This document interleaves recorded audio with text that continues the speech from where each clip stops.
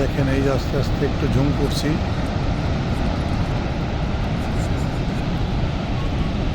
এখন রাত বাজে প্রায় 9টা+। দেখতে পাচ্ছেন এই যে সুন্দর বোটটা, এরপর আর যাবে না এখানে। এই বোটটাই বন্ধ শেষ, দিনে আরও একদম ওইখানে চলে যায়। আর এখন পানির স্পিডটা একটু বেশি, যে জন্য এখন যাবে না।